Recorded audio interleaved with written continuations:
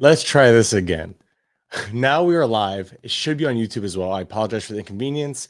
We're going to dive right into all 30 teams today, as well as talk about my main event at the very end. We're going to discuss the lineup trends, some injuries, some last minute changes and call ups and send downs, et cetera, for each team. We're going to go team by team on roster resource to do so.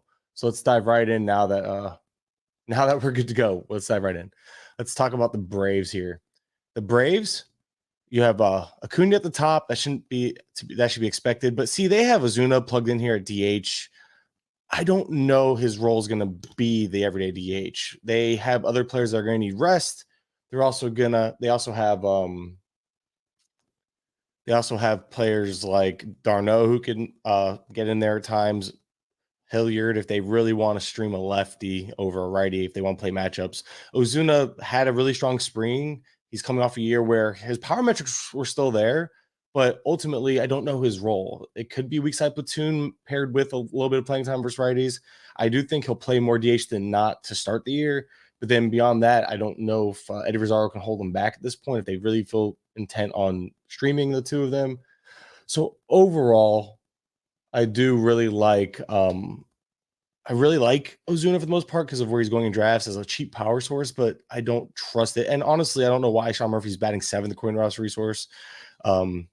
Murphy should be batting cleanup if spring training lineups were any indication, because spring training lineups, I like to think they tell us a little something, and that's not always the case. I mean, that's usually the case. Sorry, I'm trying to delete the last one on Twitter because Twitter is where I posted it. All right, let's get back to it. So, like I said, this lineup's pretty much set in stone, though. You know, Rosario is going to start off the season batting at bottom of the third of the lineup. So ultimately, I would look at Murphy slotting fourth, Ozuna slotting down a little bit. Again, if the spring training lineups do hold true, because what I will do is pull up the Braves spring training lineups real quick because I have the capabilities of doing so. And if you look, Control F on Murphy, and this is that spring training lineup chart I do for the Patreon. You can see Murphy has only been batting fourth, minus one lineup, and this is the one lineup that I guess they are basing their assessment on. But this is also a lineup that had Hilliard batting ahead of Murphy, and I don't believe one lineup should be what we should expect. And I believe yesterday's lineup also had Murphy batting fourth. I don't even have it on here, but let's see. Let's go look at yesterday's lineup. Yes, Murphy was batting fourth yesterday, and they didn't even have Ozuna here. That's what I'm getting at with the Braves. The Braves, I think Murphy's going to be batting in the middle of the lineup. I do think Ozuna's going to factor. I just don't know how they're going to do it because Ozuna's glove isn't great. He did come into the season with an idea of getting the arm with strengthening his arm, but it doesn't mean it's going to lead to actually like good things in the outfield. So we have to wait and see. We're entering the year wait and see mode with Ozuna, but this lineup that we saw yesterday should be expected for the most part. Arcia is going to play every day, so if you need some cheap NL only type of at bats, and no, Matt, you did not miss the A's lineup yet. I'm starting with the NL. We're going division by division. But the A's lineup is ugly as hell, so I don't know how far we're going to go. I have a question here. Are these players strictly in platoon? Winker, Bellinger, Cassis, and Friedel. I don't think so, actually, entering the year. I would have said yes to Cassis, but Dahlbeck was sent down, so now I'm not sold that he's in a strict platoon. Friedel, they don't have enough options there to platoon everyone in the outfield, so Friedel might be in one, but I don't know if it's going to be strict. Bellinger, I think they're going to want to see what they got there. Unless they plan on sitting him for like a Patrick Wisdom type, but even Wisdom, they sent down what's his face, Morel, who would have been the main guy I figured would have platooned in center. I'll get to the Cubs. We'll talk about it. And Winker, he's the most likely to platoon because they actually have depth there to platoon players, and they like the platoon players there in Milwaukee. So those we'll get to that lineup for sure. But yeah. Anyway, wouldn't say we've been missing it. What did I miss there, Bloomfield? But anyway, yeah. So I appreciate the comments rolling in. So let's move on to. So again, I'm not really going to touch on what's it called, pitching stuff here. Mostly focusing on what I know the best, and that is going to be the lineup stuff. So let's go ahead and get back to this screen. Share this tab instead. StreamYard is not my forte. I usually use OBS, but the streaming quality was crap today. So let's go to the Marlins as they load. So the Marlins are very interesting. I have a tough read on the situation because it's such a mess. I do see this top four playing out with Arias, Chisholm, Soler, Cooper batting 1, 2, 3, and 4 in this lineup. That is not a question at this point. That is almost a certainty, and that should be almost on a regular basis. I know it's lefty, lefty, righty, righty, so maybe they flip-flop these two, which we have seen that happen. If they want to go lefty, righty, because then there's a long run of righties here. But Garcia's been bad, not only just last year, but spring he's hitting like under 200 as well. I don't know how long Avisail Garcia's leash is going to be. Cooper should have a pretty decent leash batting in the middle of this lineup. And while not only batting in the middle of the lineup, but should be playing most days. People are concerned about his playing time. I think between first base and DH, he's going to play most days, even though they kept Yuli Gurriel. Jesus Sanchez is there, Brian De La Cruz. I don't think De La Cruz will play over Sanchez most days. But that's the thing. It's getting kind of crowded because they kept a bunch of outfielders and they kept a bunch, and they have Yuli Gurriel just to add into the mix of DH and first base, where I'm pointing at these two here, Soler and Cooper, because Gurriel will eat into that playing time. Sanchez and De La Cruz, the reason why I think they kept both is I'm really questioning how long the leash is for Garcia. I know they paid him, but paid for the Marlins isn't exactly a big thing. I think the Marlins are going to try to showcase him. So if Garcia can't get going early on, I don't know if he gets benched as quickly as he might deserve to be. And then that just puts a squeeze on everything. I don't think De La Cruz is set for regular playing time, or Sanchez. So with that said, I think it's going to be tough to start either one with confidence to start the year. Sanchez being a bench bat anyway for most teams, or a free agent type of pickup. So I don't think it's going to be, I don't think it's really going to hurt anyone just to sit on Sanchez and see well, it might hurt Sanchez if you sit on him. But Sanchez is a guy that you should be watching for, because if he, as a lefty, can get that strong side platoon, there's appeal there. There's intrigue there, because now you're getting a guy playing often, especially in leagues that you can get him at. And with power being the stolen bases of old in fantasy, he could be a difference maker is a strong word, but he could be, considering where you're getting him or off the free agency, could be a difference maker in that aspect. Got some questions here I'll get to. Larnach or Gallo get more playing time in the outfield? So starting off the year, they're both going to play plenty, Eric. And again, we're going to get to every team, but I'll answer your question real quick. That because of injuries, they're both going to play a lot to start the year. I think Gallo might edge them out because of defensive purposes overall, but it could just play itself out given the injuries, opening up playing time for both to start the year. I do like Larnach, though, more from a fantasy perspective. Simeone, you're such a sweetheart, asking why everyone's watching this, because they value my opinion more than I value my own opinion. No, someone called me the king of spring. I'm going to coin that term. I mean, it sounds cocky, but I really thought it was hilarious. So can you recall a time when all the Cubs outfielders were undrafted for the most part, but all are intriguing pickups? Oh, clubs. Sorry. Friedel, Fraley, Benson, Myers. How do you rank them in a 5x5? So I rank Myers ahead of them because I think Myers' playing time is the clearest. And then from there, I think it's Fraley, Benson, Friedel. I think Friedel probably plays more than Benson. I'm just a bias towards Benson. I really like Benson. So Friedel probably ahead of Benson's the safe bet. I think Benson's gonna have to earn his playing time, but I think Friedel's the most likely to lose the playing time to Benson if anyone was to lose playing time to Benson. So I like Benson more than Friedel, but Friedel ahead of Benson is gonna be the consensus and the safe play. And I actually really like Friedel. I like all these pieces. I was up till 2:30 in the morning. Yes, I was. Anyway, so let's move on. So the Marlins are just a mess. Outside of Cooper, which I saw you, Ryan, that you mentioned you like Cooper there. I think he's just a safe, solid source of RBI, 18, 20-ish home runs. Projections probably have him around there. He's just quietly good. He's gonna hit for good average. He's almost like a poor man's Ty France if he could just stay healthy.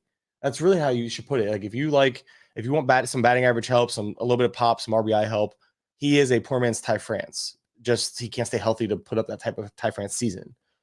So let's go ahead and move on to the Mets, which the Mets are cut and dry as well. They cut Brett Beatty, but I think Beatty's going to be up sooner than later. So there's not really much there for that. Escobar, whatever. Omar Narvaez, whatever. Mark Canha is going to play just about every day. Tommy Pham is interesting in NL-only leagues because I think Pham takes that rough role in terms of playing the short side platoon while also getting some fourth outfielder work. And, this outfield, I just mentioned a few names, not going to be healthy all season long. Pham can slot right in. I don't know. He is being slept on actually. So Friedel, someone commented in the sorry, I don't speak the language of your name. Friedel has a 267, 354, 533 slash line with 8 home runs, 2 stolen bases, when he was called up in August last year. He did. It was weird. He had like a weird slash line because he was actually unlucky towards the end. I remember looking it up. He was unlucky towards the end in terms of bad BABIP luck, bad batting average luck. I think people just don't trust him to hold the playing time. I like Friedel. I like all the Reds guys. That's the thing. So when I say I like Benson more, it's because I'm betting on the flashy skill set more. But ultimately, I like all these guys, and I have shares of all of them across my teams. So the Reds guys, and you brought up the bad BABIP. Yeah, the BABIP, he actually had bad BABIP look. I think that'll improve. But anyway, back to the Mets. Escobar again, not a guy I want long term. I think Brett Beatty comes up sooner than later. He's the guy that I would actually prefer to have and let Escobar. And unless Escobar continues, I mean, he had a scorching hot September. I have a hard time believing that's going to carry over though. After 5 months of mediocrity, I know he dealt with some, I believe, lingering issues, injuries, and such in the beginning of the year. But solid team. It's hard to really nitpick, and there's not really much to break down here. So we'll move on to the Nationals, where there's so much to talk about because there's so much bad. Um, so Lane Thomas should start the year leading off. And the funny part is Dom Smith. We all are still dreaming on Dom Smith after that 2020 breakout in that shortened season. He's going to be batting second. I think that's actually going to hold true entering the year.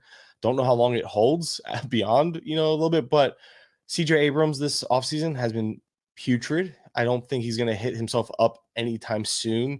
Consider he's going to take some time to develop. I do think Abrams still has a fantasy viable skill set. Even batting at the bottom lineup, we could see some solid speed production, but it could be a one category type of thing. So be aware that he could sink you in the other categories as a 8 spot hitter, with stolen bases being the primary source of his interest and his fantasy goodness, I should say. Luis Garcia is a favorite of mine. Batting 6th or 7th should be about right in this lineup, and that's a decent spot, not great. I mean, this lineup's not going to turn over as much as others, so he's still going to get less play appearances than your average 6th or 7th spot hitter. But if you look, putting him 6th allows them to do that lefty righty thing all the way through the lineup if that's what they want to do. We saw Garcia, and Thomas has struggled against righties in the past, Lane Thomas. So his leadoff, and we've seen him dip down in the lineup against righties in the past. So if he can't come out the gates swinging against righties, maybe Garcia as a lefty can push for some leadoff spot, some leadoff run sooner than later as well against righties. It's gonna be on Garcia and Abrams. The coach has already, the manager's already said that Garcia and Abrams are gonna have to hit their way up essentially and earn it. But look at them: Candelario, Dickerson, Joey Meneses. We'll talk about him in a second. Dominic Smith. Those aren't exactly world beaters. Those aren't exactly guys like that should hold them back. So at the end of the day, I do think Garcia and Abrams will move up. It's just a matter of if they perform. Meneses is an interesting guy. I'm not in on him. I am afraid of missing out. I mean, I think the 2 flashy home runs he hit, I believe, was for Mexico during WBC, was what caught everyone's attention. But then he came back and was a pumpkin for spring. What were his stats? 1 second. I will pull those up because his stats and spring stats don't matter. I'll be honest with you, they don't. But I do like to see if a player that finishes hot starts spring good, like kind of carries that momentum over. And yeah, people forget Meneses is like a 30-year-old rookie. Like he's far from a sure thing. And in spring, a 436 OPS, a sub 200 batting average. Granted, we're talking 39 plate appearances, but it's still one of those things where it has my attention just because I don't I don't buy into these types of players. I mean, Schwindel is the lazy comp, but it's the most notable recent comp in terms of a late career breakout randomly for like a month or two in a season and then to nothing. Nessus has the same type of potential for that to happen because there's a reason why he was 30 years old before he made his debut is how I look at it. Some decent numbers in the minors, so he's not like a nobody, but at the end of the day, I don't trust it, so I'm not buying it. Alex Call for you NL only players. He's going to be the fourth outfielder. We've seen Victor Robles not only struggle with injury but performance. Not saying that Call is going to make a great center fielder, but Lane Thomas can play center field, and Call could easily not only will he be a weak side platoon mate between Corey Dickerson and others, but he will also factor into the outfield mix as a whole as a fourth outfielder. But path to playing time for Alex Call is there and should be noted just for deeper leagues because sometimes you just need plate appearances and he's kind of that guy. All right, the the next roster we're going to is the Phillies. We're finishing off with the Phillies, and the Phillies here are decimated by injury. And it's unfortunate. It's rather unfortunate. You know, Hoskins out for the year with the ACL, so Derek Hall's going to get some first base run in spring. He has like a 15% strikeout rate, and the strikeout issues were the big issue for Hall last year when he came up. But the power has always been legitimate, and there's never been a question about the power. So ultimately, if you want a big power bat, somebody who can hit 30, if he hit 30 home runs because of the run he's going to get this year, now that he's going to get full, probably close to 500 plate appearances or more, if he can just not suck completely, he has 30 home runs. Now he can hit 230 in the process, but if you're looking for a big bopper at the end of drafts, look no further than Derek Hall. And batting fourth or fifth, like in that lineup, is very doable, considering again, if they value that power in the middle of the lineup and the lefty bat, because it allows them to go again righty lefty, which is a trend you'll see lineups be righty lefty all the way down. So ultimately, Derek Hall, he's a guy that I really like late in drafts for power, but a guy that I think can move his way up the lineup that we saw move up the lineup last year was Alec Boehm. I'm going to check his stats out real quick, because Boehm was a guy that this spring put on some, muscle. All that didn't matter, but I was curious to see how the power production would work, because we know Boehm. One thing we know about Boehm is he has a hit tool, a really good one at that. And this spring, he has an 841 OPS. He has 8 extra base hits out of his 13. That could be something. It could be nothing, but it's not. I don't think it's nothing, because we know Boehm to be a good hitter, and if he can turn some of those extra base hits, some of those fly balls into home runs with that the added power he intended on, at least what I would think you put muscle on for. If you put that 10 to 15 pounds of muscle on and you put it to work, I think that's worth monitoring. Now what you're getting there. Boehm's going to give you like a 270 batting average with like 15 home runs and just be a solid producer. But if he's hitting 270-ish and that 15 home runs turns into 20 to 25, you're getting a little bump there without having to pay the price for that bump. So draft him for his floor, or if you drafted him for his floor, be happy, you kind of know what you're getting. But the fact that there is a potential for power gain here for Alec Boehm is intriguing and something worth remembering and keeping an eye on early in the year. That's what we're doing here. And it goes back to, it's just a reminder that don't, like, stats don't matter, but when you're looking for a player to do something, like, you just take a look at the stats and see what they're doing, and then you're watching to see if it carries over. The stats don't necessarily mean it's going to. It's just one of those things where it's like, all right, this is encouraging. You see it in real time in a small sample. Maybe he can just again carry it over. That's all I care about. Now, the last guy here I'm going to mention is Edmundo Sosa, because talk about big springs. He had one, and he's going to play against lefties at the very least. But one injury to a Bryson Stott, one injury to, he played all over the field this spring too. One injury to Brandon Marsh, probably. I don't know about center field, but you get my point. Edmundo Sosa could easily work his way up the lineup, and it wouldn't surprise, or shouldn't surprise, anybody in the process. Somebody asks, worst lineup, A's or Nats? I actually think the Nats are worse. Maybe I just have some intrigue and interest in the A's. I really like the A's. Because of deeper leagues, though, not because they're actually good. There's some intriguing pieces to that lineup. Whereas the Nationals, outside of one player, I have no real interest. And then that one player being Luis Garcia, one of my guys this year that I really like, because there's power, speed, and former top prospect, a lot of youth there.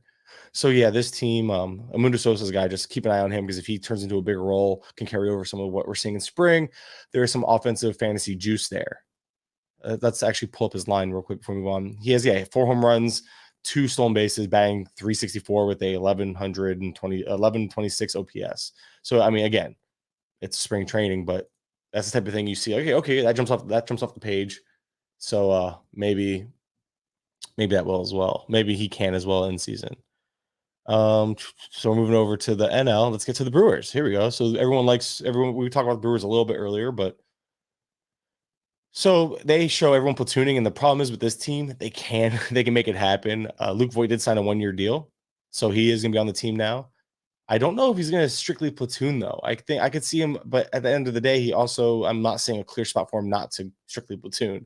So it'll be interesting to see how Luke Voigt's playing time plays out, but he earned a spot on this roster, to say the least. Plus, Jesse Winker isn't going to stay healthy.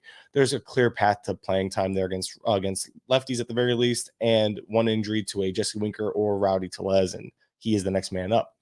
My boy, my guy on this team, Bryce Terang, guy I've been betting on. I just drafted him again last night. I drafted him in my main. He made the team, and The other two, Joey Weimer and Sal Frelick, I believe it is. Those guys are going to be up sooner than later, so add those guys to your watch list. If you're in deeper leagues, Bryce Trang should be rostered, but if he's not, either change that or put him on your watch list. He's a guy with very Gene Segura-ish. And I ended up looking at his stats, and someone asked me him or Gene Segura, and I'm like, Turang and Segura are kind of the same guy. The difference is Segura being the safer bet, playing he's going to hit higher in the lineup, so he gets more play appearances, worse ballpark. But Turang, he has the speed, he has the batting average and on-base ability. Can Turang get some of that power boost from that park is kind of where I'm betting on it. I think 10 to 12 home runs is fair. A 15 season is probably like best case scenario. But if he went 10, 20, that also can happen because Turang, what he was, I believe he was like 32 for 34 in the base pass last year in the minors. It's a skill of his. He can run. Like, stolen bases are a skill. He's an efficient base runner. The new rules play to his favor. If he hits 8 home runs, that's also an outcome. But again, 20 stolen bases is not out of the range of possibility. But if you expect like a 10-10 or 10-15 type of year from him and you get anything else, 10-12, whatever it is, Turang is kind of I think he can give you that. And that's like a floor. I think he's a higher floor type. Again, Segura feels like a good comp here. And you don't have to pay the price of Segura. And Turang, shortstop eligible, should gain second base eligibility. Segura, speaking of Segura, because we passed the Marlins already, he's going to bat like 6 in the lineup, whatever, but he's going to gain third base. So know that. I'm trying to think. I should have mentioned some eligibility as we went along here. I'll try to remember that as we go. Brian Anderson, sneaky good spring this year. A solid player. Nothing special, nothing flashy, but you know what you're getting there with Anderson. And there's playing time there. He's going to play right field to start the year after they sent down all those other guys. And while Tyrone Taylor is recovering. So it might be a short-term thing. But for the short term, you're getting some decent stats. Brian Anderson is interesting and useful. Jesse Winker, I believe Jesse Winker was having a decent spring. I'm going to look that up real quick because Winker, the reason why I bring that up and even mention is you want to see him healthy. He came into the spring, wasn't exactly healthy. No, he didn't. So last I looked, he had a decent spring, but then he since sucked. 632, 5 OPS, pretty much, 200 batting average. Twice as many walks, 6, compared to strikeouts, 3. So Winker still showing that on-base potential. But if he doesn't get going early on, maybe Luke Voigt can get some play appearances over him as we see Winker struggle. Garrett Mitchell, he's another guy that sneaky pop. He entered the year last year. The home runs weren't there. They haven't been in the minors. But what caught my attention was he increased that ground ball rate so much when he came up. It just didn't turn into power. It just never turned into those home runs. But I think it was like a 20% ground ball rate. It was stupid low. And we know the speed's there. We know the batting average. We know the hit tool's there for Garrett Mitchell. I think Mitchell could surprise us with some power. 4 home runs this spring, 6 extra base hits out of his 10 hits. 60% of his hits have been extra base hits this spring. And I take notice of that because we saw him, and maybe it might be in part due to selling out for power, but he still has a 300 batting average. So the hit tool isn't going anywhere. I think that's still a skill. I think there could be sneaky double-digit power here that we weren't exactly expecting. And that ballpark will play to that. So seeing that ground ball rate and fly ball rate when he came up late last year for that cup of coffee, or for that, not cup of coffee, it was an actual run. And I think there's some power there, some hidden power we might see from Garrett Mitchell this year. So if you didn't draft him for power, maybe you'll get a little extra home runs, but the speed's there. The batting average should be there. Let's move on to, is it going to be the Cardinals? Oh, well, this one's fun. Jordan Walker made the team.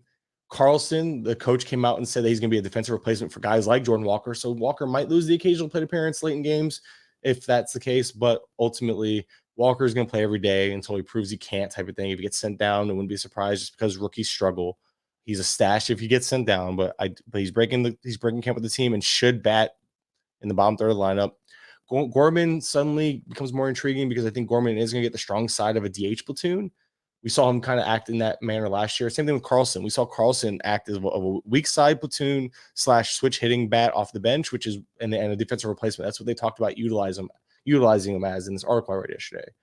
So Carlson, understand that Carlson isn't going to be fantasy relevant anytime soon. That added muscle did not help him from striking out 30% of the time this spring, which that kind of matters when you're trying to make the team as a starter, when you're trying to prove that you belong as an everyday player in the lineup. If you're not performing in ways that they want you to, spring stats suddenly matter. But Gorman, power, strikeout issues, might hit 230, could hit 25 bombs if he plays enough. I just don't know if he's gonna play enough. The rest of this lineup, Tyler O'Neill. So, let's talk about this. So, Brandon Donovan, Lars Nootbaar at the top of the lineup against righties, absolutely going to happen. At least from the looks, it's been like 3 or 4 straight lineups we've seen this. Oh, here we go.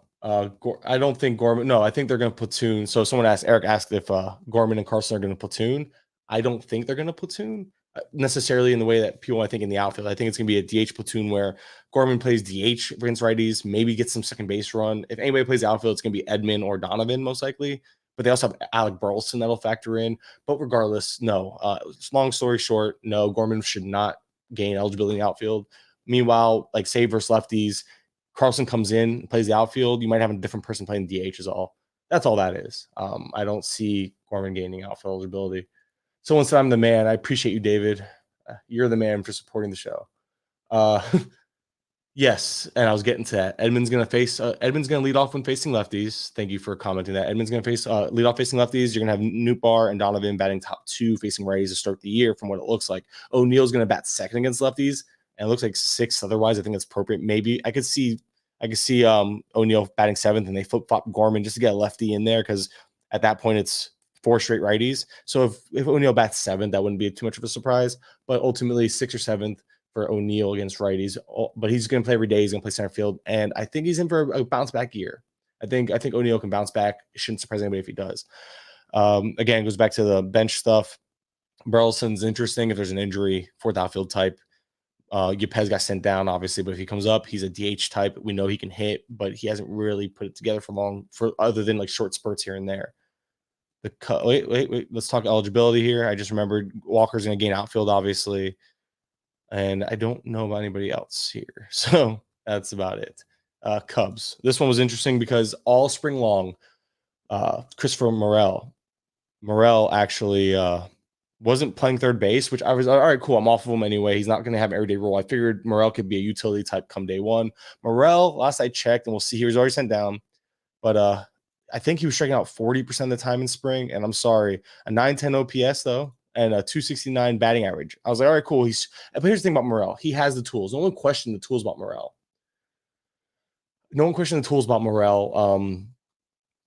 Morel was a solid contributor, but his after that little hot run when he got called up last year, we saw him kind of get put into this weird role of like a couple days a week here, like platoon-ish, not quite. And then ultimately in spring, they obviously want to see what they have in guys like Rios. Yeah, Morel struck out 42% of the time. So sure, you can have power and speed, but you need to be able to hit the baseball first. And if you're striking out 42% of the time in the against minor league pitching for the most part, because obviously he's facing some major league pitching, I have a hard time believing that suddenly would improve drastically come opening day. So at the end of the day, I really do like I really never really was in on him, and now he's not draftable. And then it's guys like Edwin Rios become very intriguing because yes, he has some swing and miss in his game, but not to a point where it usually hinders his overall production. Rios should have a more regular role. But I'm still not sure it's even his role at third base and DH because you have guys like Patrick Wisdom who has been playing right field, so maybe they can move Wisdom around. But it's almost like a perfect platoon fit. I know Wisdom's probably I think Wisdom's pretty much better defensively, so that might factor. But in terms of lefty-righty splits, they both struck out a ton. They both hit for a lot of power. They can make a perfect platoon match at third base. But they have Madrigal, who also got a ton of run at third base this spring.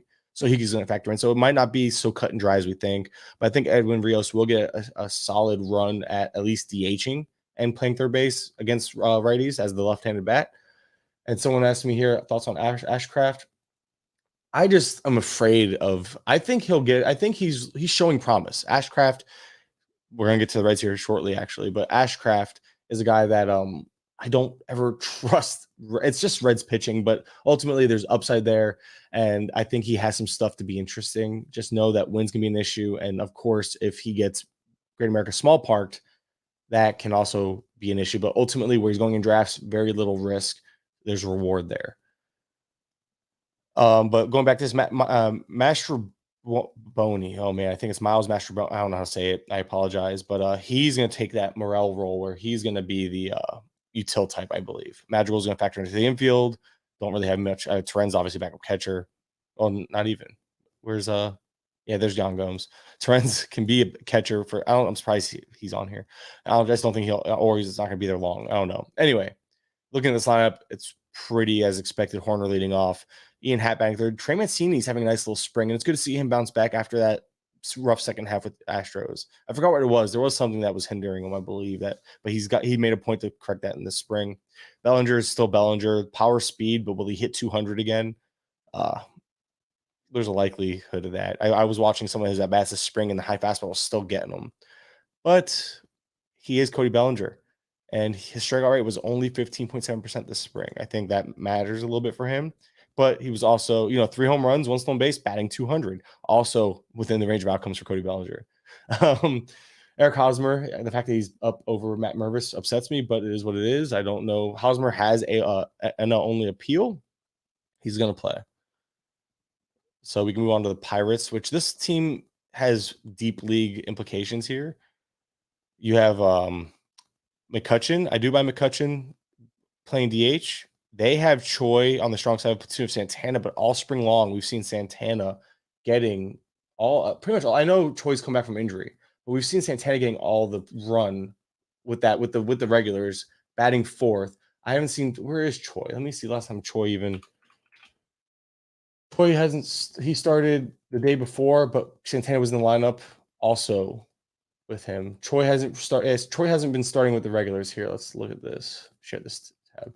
So you look at this team roster here, and Troy hasn't been starting with the regulars. When he does, you have Santana in them.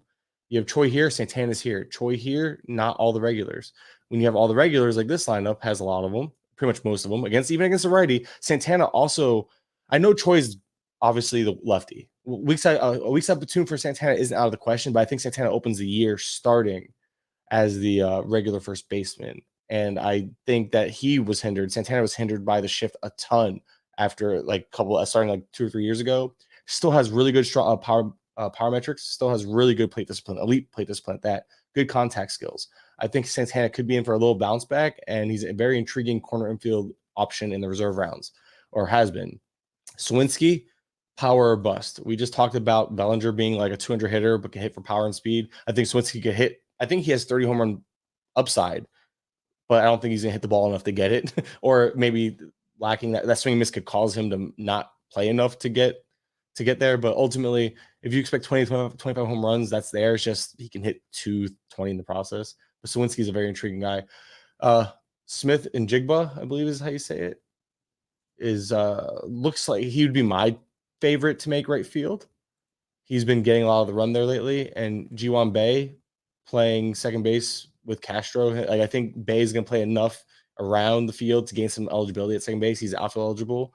I don't know if Castro is going to necessarily hold him back. I don't think he's had a good spring either, actually.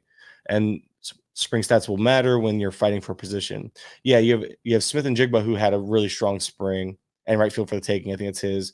Yeah, Bay had a rough spring, and so did I think, where's he at?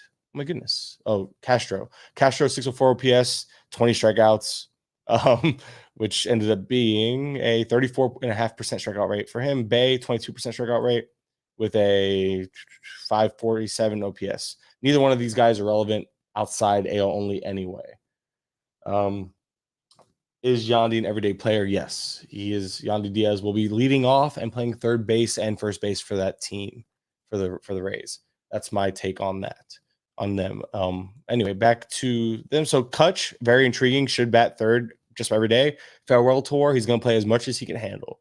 I think Kutch has 2010 potential. We've seen him do it recently. He still has really good speed. He's going to play every day. I think he's just a solid contributor, and he's kind of just forgotten about in drafts. He's probably gonna be a starting outfielder for most 5 outfield leagues come sooner than later. Other than that, it's just a bunch of mess that nobody really cares about. Brian Hayes is interesting, actually, because he's same thing with Bohm. He put on power, he put on muscle with the intent of trying to stay healthy and hit for more power this spring. Yesterday, anyway, I tweeted it out just how good he has been this spring, but it's not even how good he's been. It's the fact that he's had 4 home runs and 6 of his 13 hits being extra base hits, over 1,000 OPS for Brian Hayes. Just another thing that we're kind of watching as we enter the season. Can Hayes continue that growth there? Can we see a power outbreak that maybe we never thought was there? Okay, 1 second. Need some water. I'm gonna change over to the new team now. O'Neal Cruz. I mean, I don't know if we should even talk. Like, I'm not talking about the obvious names here. Those guys, O'Neal Cruz, Brian Reynolds, they're gonna play. Reds. Let's get to the Reds. So here we go. I don't know why. I don't think Friedel's batting second. I don't think. Oh, Votto out. Let's go see what they've been doing in the last few lineups. Because Votto was obviously going to be plugged in there.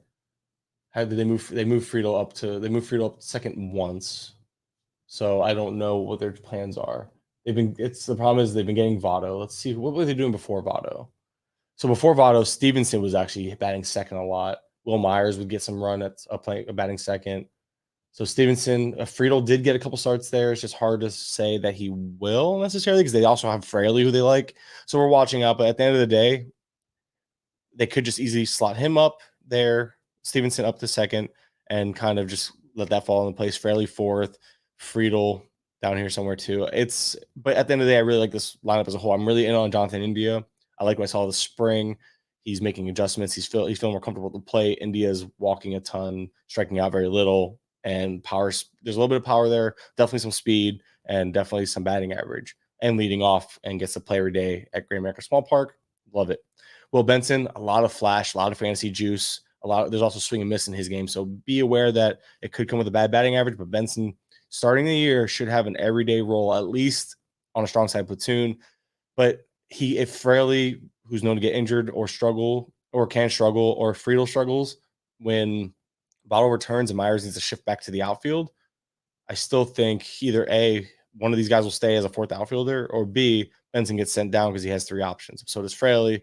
So they have ways of keeping whoever in lineup performs. So just know that Benson has a lot of power speed upside. Friedel has some power speed. Fraley has some power speed.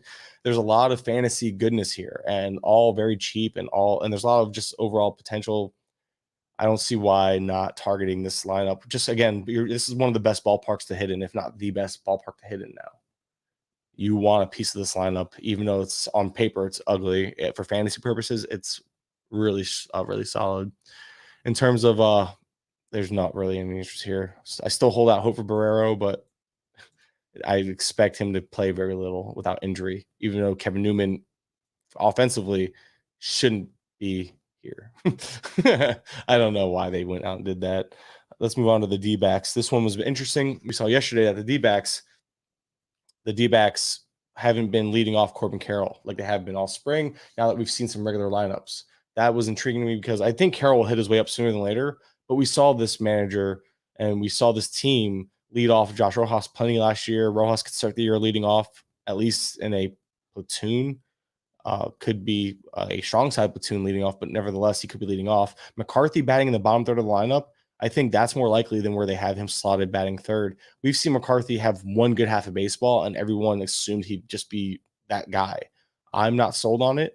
And McCarthy's having a really bad spring, so that's just some bias kicking in there. I'm talking like a sub 500 OPS, sub 200 batting average last I looked. Thomas should play at least strong side platoon, but his glove is really good, and they talk about how good his glove is. But if they care about the offensive production, we saw Carroll play center field yesterday, so I think they'll trust Carroll with that speed and range to cover a center if necessary. And believe it or not, McCarthy's best defensive metrics last year came at center. So ultimately, if they need to move on from Thomas, they can, but it's still going to be iffy. Lourdes Gurriel, see, they have him here. I think Lourdes Gurriel bats third. Strong plate discipline, strong batting average floor. There is some pop there people forget about because he had such a down year in power, but he's showing off some solid pop in spring, and I think he can definitely get back to being a decent hitter. So Lourdes Gurriel is not somebody we should be sleeping on too much there. Nick Ahmed's going to play every day. Gabriel Moreno, let's talk about it real quick. I see a lot of Kybert Ruiz in him, and that's not a bad thing. And I think that's where he's going, or where he's been going in drafts. Is there some raw power upside? Absolutely. I think he has a 50 grade raw power, but we haven't seen that translate to game power, and that is what counts. So if Moreno hits 10 home runs, nobody should be surprised. But if he hits 20, that's also within the realm of possibilities. I'm just not banking on that. I think, like I said, I think it's more of a Kybert Ruiz type of production. Strong floor, good batting average, won't hurt you, but isn't the league winner that some people might think he is, just because he's that top prospect that was traded for and has a clear path of playing time now that Carson Kelly has that broken forearm. Longoria should factor, Luis should factor against lefties, but it's hard to say that. I'm sure, again, they'll play in and out as well for depth purposes, days off, etc. But I don't see a regular role for those guys at all to start the year. And so if Carroll bats fifth, a little less plate appearances, but hitting his way up, I think is, as long as if he starts off strong, there's no reason why he wouldn't move up. Same with McCarthy. If he does shake off this bad spring training, starts off, hits the ground running, they're gonna move pieces as they perform. So I wouldn't stick to like watching this lineup too hard, too much, because they also last year tend to move players around in general. So just be aware though. And McCarthy starting off 6th, 7th, 8th in the lineup will hurt his production though, of course. So early in the year, maybe he's a buy low if you're in trade leagues, but I also am just not in on him. So there is that. Duval versus Larnick. That's tough. I think I trust, if you're looking long term, I think Duval plays more. But I do like Larnick more if I had to pick between the two, at least for the short term. But if you're looking for a long term fix, I do think Adam Duval would be your play. I preferred Larnick though. I just don't know if Larnick will have a role come when everyone returns. Dodgers. Let's move over to the Dodgers. Miguel Vargas is going to gain second base eligibility. We'll get that out of the way. He's going to play just about every day, bat towards the bottom third of the lineup. I don't think Thomas is an everyday player. They have him here. They don't even have him here platooning. I think they don't even Outman here platooning. What do they think? They called Outman up with two. They kept Hayward and kept Outman, who had two options. You think they kept him up not to play him? Sorry, Ross Resource. You do a great job giving me a list of names, but I'm going to argue with you. James Outman's going to play center field, I think, on a strong side platoon. That's my opinion. And I think he bats right around here in the lineup as well, 6th, 7th, 8th. You have Betts, who's going to gain some. I think he's going to play enough second base. They mentioned about 20 games, so we'll see. I think but that's going to be with Vargas getting days off. It's not going to be because unless Vargas completely struggles. But this lineup should be about what you expect. JD Martinez batting in the middle somewhere. Max Muncy, Will Smith, all right there. David Peralta is going to be a strong side platoon guy as well. Yeah, so Chris Taylor, I'm not in on him. I think he plays a little bit of versus righties. He'll give Miguel Vargas some days off at shortstop, and he's going to be a super util type. So Taylor will play as needed, but the strikeout issues are there even in spring, and he's going to be a weak side platoon guy. I think Peralta, Outman, pick your poison. He's going to weak side platoon. I don't understand how Jason Hayward made this team.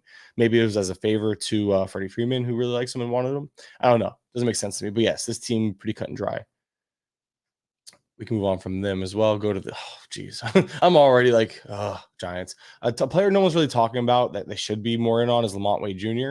Leading off, should play first base, has first base outfield eligibility. That's that. Estrada, I think he'll bat towards top lineup, but we did see him slide down recently in spring against righties, which is also a possible outcome given the fact that they have like 30 lefties. They can easily and then when Haniger returns, they have to figure that out. Conforto could bat second, could bat fourth, could bat fifth. It wouldn't surprise me. But Jock, Conforto, Haniger, Estrada, Wade should be top 5 in some way, shape, or form most days. And then you have Platoon City incoming if they can. Obviously, the problem is, again, they have so many lefties. They don't have enough righties in the outfield. But because of how they like to utilize platoons, a guy like Bryce Johnson, if he makes his team, assuming he is, he's a lefty or he's a switch hitter. He could easily platoon as a righty with these guys. Wilmer Flores will factor. JD Davis, we know, will factor in at first base and third base. They've actually been playing JD Davis at first base a lot this spring. But maybe they put him at third base, VR to first base, whatever. And VR's gloves better at third base. Ultimately, you know what you're getting here. You're getting a bunch of platoon situations, but a bunch of solid fantasy contributors. And I'd be surprised. I think Jock would platoon over Conforto, at least initially, just because of how strict they were with Jock's platoon last year. Maybe they want to see if Conforto can come back and not be a complete waste against lefties. Whereas I feel like they already feel that way against with Jock. Blake Sable, all the hype is around him. He made the team, Rule 5 pick, great spring. The big thing about him, catcher eligibility. I think Sable can be viable as a catcher 2 in leagues. I drafted him last night as a catcher 2. And I think that's very within the realm of possibility. And he could play outfield. So the thing is he's backup catching depth here. He can also play the outfield. He's expected to play both. And if he can actually pick up where he left off in spring, he's going to play more times than not. And they have him slotted in at DH. I think he'll factor into DH. I don't think necessarily he'll get it every day. But again, as a lefty, it favors them if they want to play platoons, which the Giants are known to do. So Blake Sable's a guy you need to know about for sure. I'm slowing down here. We have 18 more teams, 17 more teams. This is how I do my articles. I get really hyped, really into it. And I'm dead by now. Bogarts leading off, not going to happen. Maybe to start the year, though, I will give him that. Maybe to start the year because we saw Bogarts begin spring training leading off. But we also seen Trent Grisham getting a lot of run against righties leading off. So we could see maybe Grisham, who has led off in the past against righties plenty, see Grisham lead off against righties until Fernando Tatis Jr. returns. And then Bogarts gets lefties because Bogarts' numbers against lefties are really strong for his career. But Bogarts will be batting cleanup more times than not. Carpenter, see, to start the year, I don't see David Dahl. I don't see them carrying a bench DH. I think Nelson Cruz is going to DH to start the year. They've been playing Carpenter at first base all spring. Carpenter plays first base, Cronenworth the second, Kim to right field was my argument. But if they don't want to do that, then yes, something's gonna have to give between these two, and Cruz could be screwed. Dahl has not been good. I don't know. Is Dahl really gonna be a better outfielder than Kim? Who I know Kim hasn't played the outfield in a little bit, but Kim can play the outfield, is my understanding.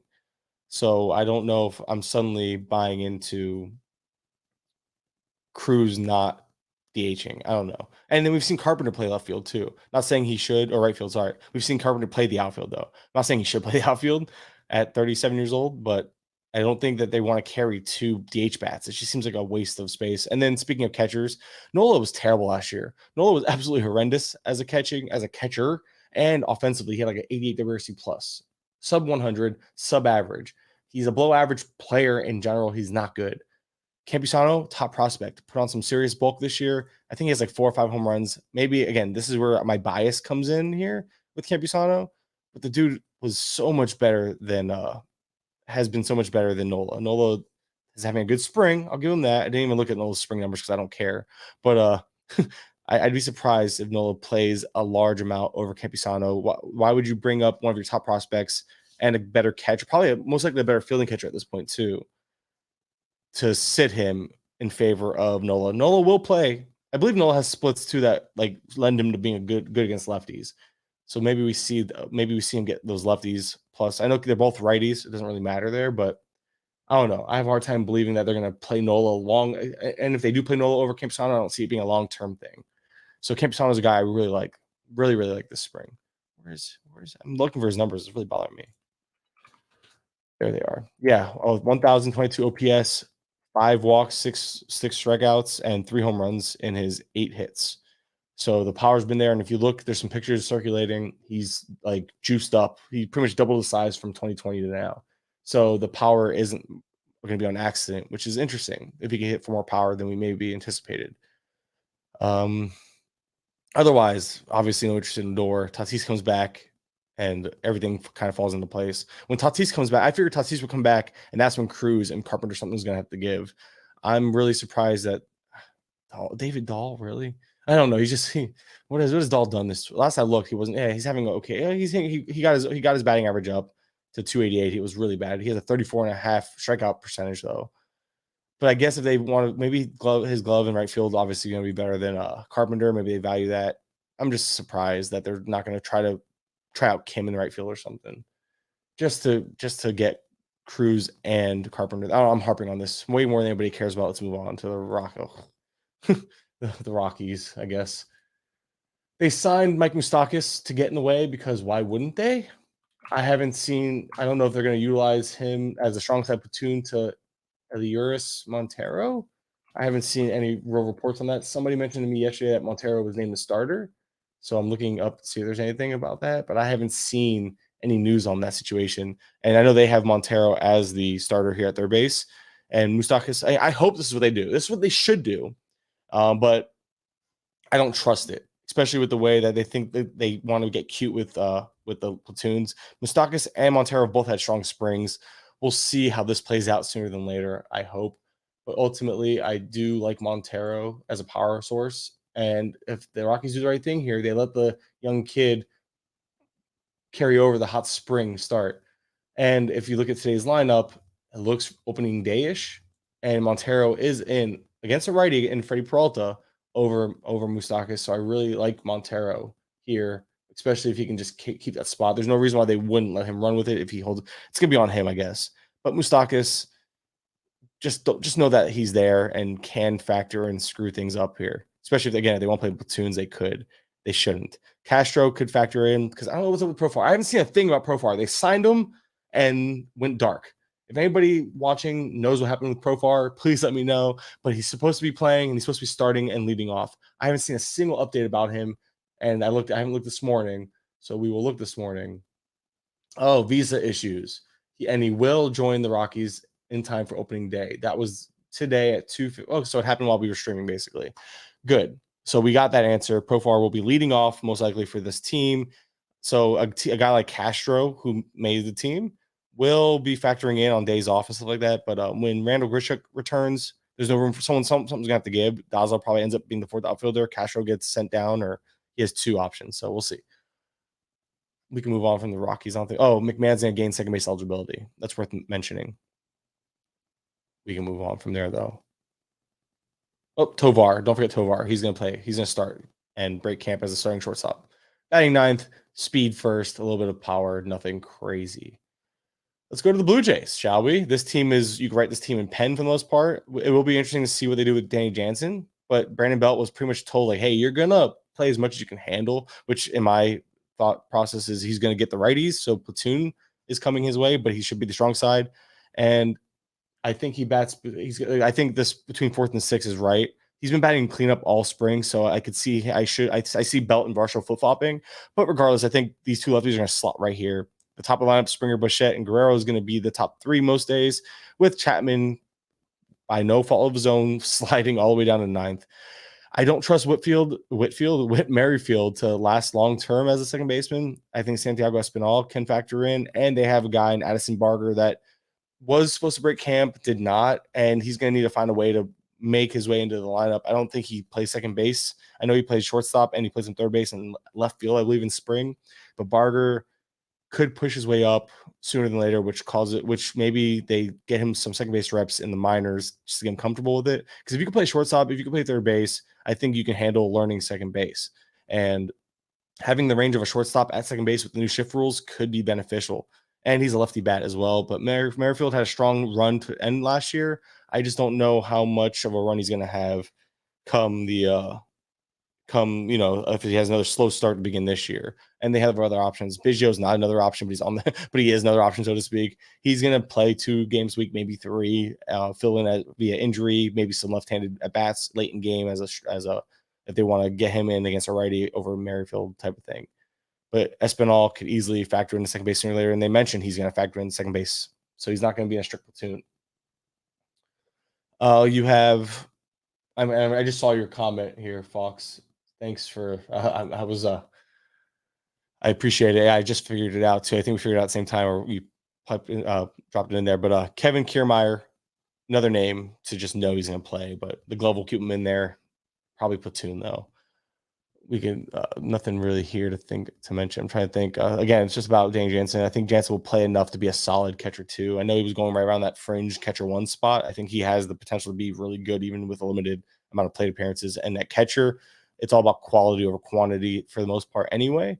So if you can give me a quality plate appearance catcher, per plate appearance catcher, I'll take that over most of the quantity guys he's going around anyway. The Orioles, which is what you got right here at the top. I think this is the top 4: Mullins, Rushman, Santander, and Mountcastle. Mountcastle, perfect situation last year. Still only put 22 home runs up. I think he can hit 25, maybe 30, but that ballpark really hinders his potential there. And we saw it last year. Everything went right. Had over 600 plate appearances. Still only hit 22 home runs. So it was with a little bit of a down second half, though. So that's why I'm saying 25 to 30 is within the range of outcomes and possibilities, but 30 is really tough with that ballpark now. Rushman batting second, he's going to DH as well. So I think Rushman's going to have more play appearances than your average catcher. That's going to help vault his high floor to give him a little bit more of a ceiling than your average catcher going there. But yes, I think Rushman batting second most of the time is going to happen. And I do think that adds to his value because he's going to have, again, it's all about play appearances and he brings quality along with quantity. You have Gunnar Henderson, who's going to be batting 5th. I think moving up the lineup is within the realm of possibilities there. It's just a matter of letting him get going. And Stowers factoring, it's going to be a mess there. So Vavra as a lefty, has had a really good spring. They've been moving him all around the field. I think he's going to have a super util type of role, and I think he plays a solid maybe 2 to 3 games a week. But Stowers, I do think, opens up the year as a strong side platoon at DH and fourth outfield type. But if Vavra took that role, I wouldn't be surprised at all. Vavra's been really strong, really solid. Ramon Urias, same idea. He's gonna play some third base, some second base, but he's a righty. Probably gets the weak side platoon there at second base with Frazier, while factoring in on occasion. But one injury and he's in more so than not. Mateo, one trick pony. He's gonna run, and his glove was so good in shortstop last year. It's gonna keep him in the lineup. So I think Mateo ends up being better than we might have expected because of playing time, not because of his actual performance. I think the glove will hold him in there, but if the glove fails, he's not going to stay. His bat is not good enough to keep him in that lineup. So it's all if that defense with the shift rules again. The shift rules really benefit a guy with really good defense. So if that defense comes back this year as good as it was last year, Mateo will play most days at shortstop.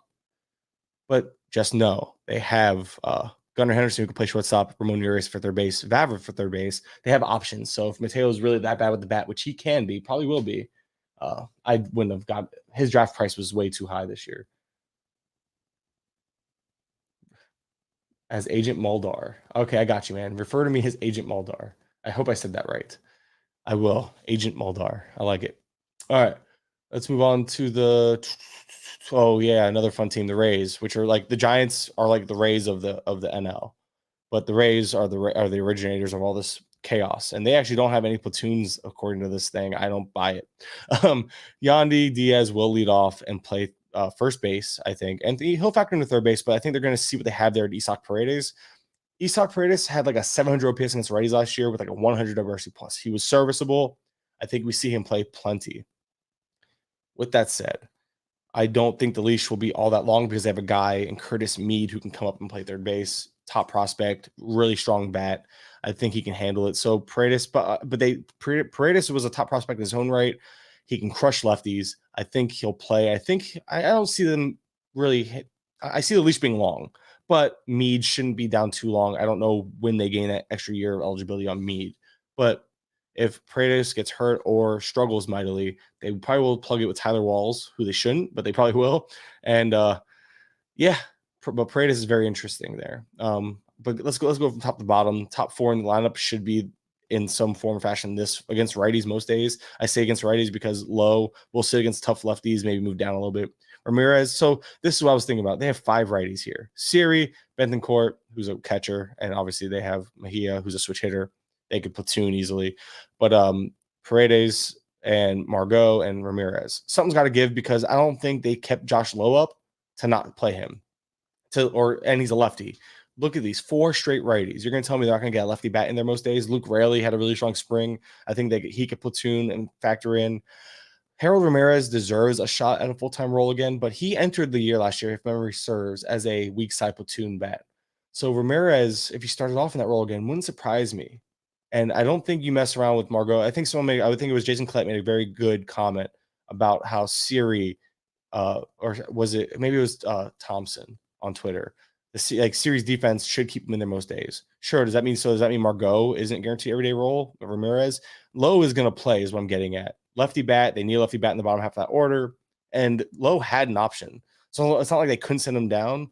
I don't think you keep Lowe up as a fourth outfield / bench bat. I'm harping on that because he didn't exactly earn his way up either. So I don't understand why they kept him.